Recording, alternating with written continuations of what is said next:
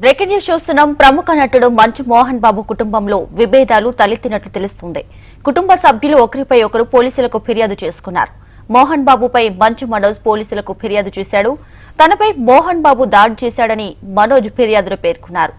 గాయాలతోని police station కు మనోజ్ వచ్చారు. ఇటు మోహన్ బాబు కూడా మనోజ్ పై పోలీసులకు ఫిర్యాదు చేశాడు. తనపై మనోజ్ దాడి చేశారని మోహన్ బాబు ఆరోపిస్తున్నారు. తండ్రి కొడుకులు ఒకరిపై మరొకరు దాడి చేసుకోవడం ప్రస్తుతం చర్చనీయాంశంగా మారింది.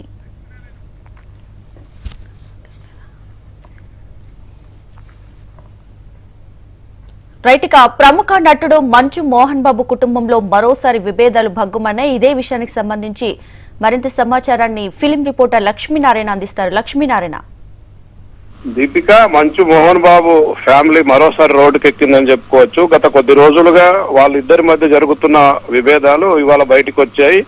ఒకరి మీద ఒకరు పోలీస్ స్టేషన్కి వెళ్లి కంప్లైంట్ ఇచ్చే పరిస్థితికి వచ్చింది. గతంలోనే మంచు విష్ణు, మంచు మనోజ్ ఇద్దరు అన్నదమ్ములు కొట్టుకున్న వీడియో కూడా, అంటే కొట్లాడుకున్న వీడియో కూడా అప్పట్లో వైరల్ అయింది. ఇవాళ తండ్రి కొడుకుల మధ్య విభేదాలు బయటకు వచ్చి పోలీస్ స్టేషన్ దాకా చేరిన పరిస్థితి కనిపిస్తా ఉంది.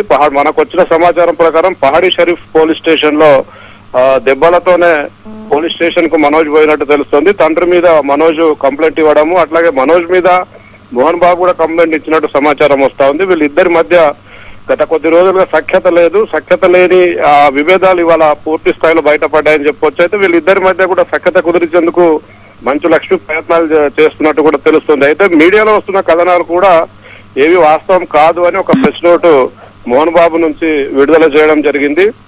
చూడాలి ఏం జరుగుతుంది అనేది. ఇంట్లో జరుగుతున్న విభేదాలు, గత కొద్ది రోజులు ఆస్తులకు సంబంధించిన విభేదాలు వాళ్ళ కుటుంబంలో గొడవలకు దారితీస్తా ఉన్నాయి.